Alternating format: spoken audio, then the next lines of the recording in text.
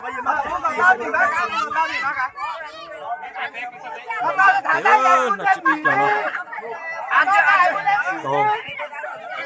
tổ xuống trẻ con đi được đấy, tổ xuống được trẻ con nó không hẳn cái này không sai ấy lên là trực tiếp giúp con tiếp giúp con tiếp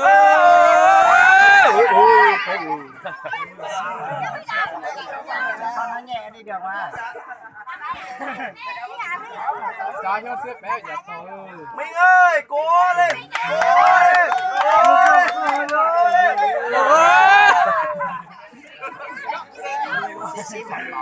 Làm cái này quá, tao nhỏ lên nhỏ tôi không nhỏ nữa không nhỏ Lia, mà nhanh nhặt Lia nào.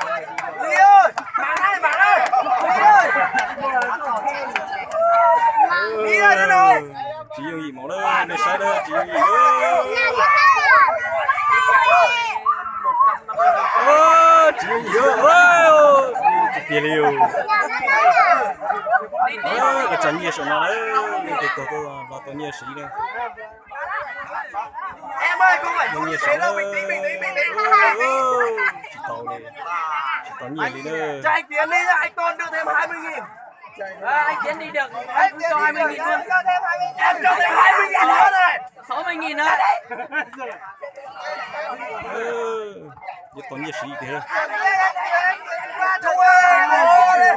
tàu nhiều sĩ chỉ tàu nhiều sĩ thôi Xính ơi, Xính, cho anh Tiến đi đã. Cho anh Tiến đã. Đâu. Qua mày qua đây. Qua đây lại đi cả dép tông mà còn đợi đi. Qua đây để chỉ tàu nhiều sĩ đâu Tiến ơi, Tiến, cho Tiến qua đã. nhiều nữa Có 60.000 của Tiến ở đây rồi, qua lấy đây.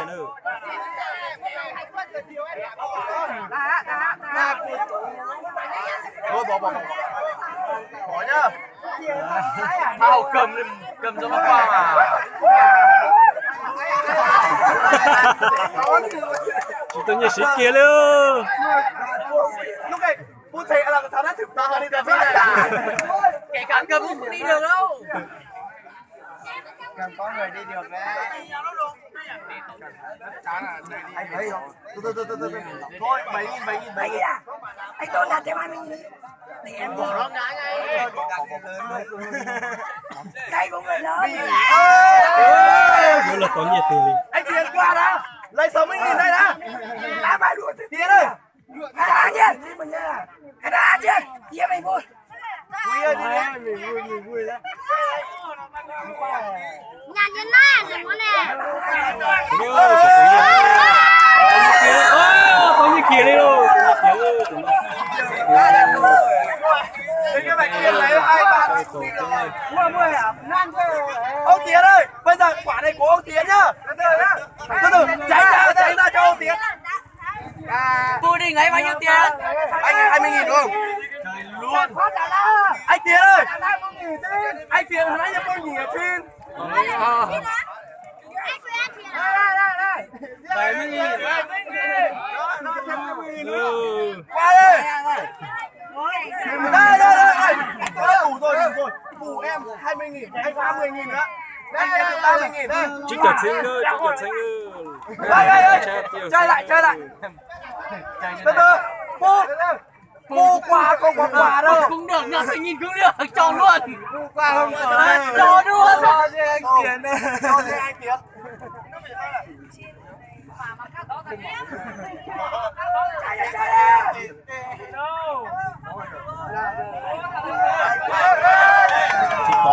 Anh Tiến ơi, qua đây. Vô địch lấy bao nhiêu tiền? 10.000, 20.000. Cho mày 1.000 đấy. Diễn cho hẳn 1.000, tao cho 2.000 nữa, 3.000. Đây cho 1.000 nữa. 4.000 rồi. Lên giá. Tiến ơi, cho bố qua đã, Bố Tiến qua đã. Bố ơi. Được 50.000 rồi. 50.000 rồi. Ai trên này nhá, cái này của ông Tiến. Của riêng ông Tiến. Bù tránh nhá. Tránh. Bật. Không qua được đâu anh ơi. Mày đi giày không đi được đâu.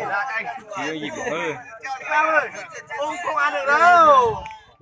Ơi rồi.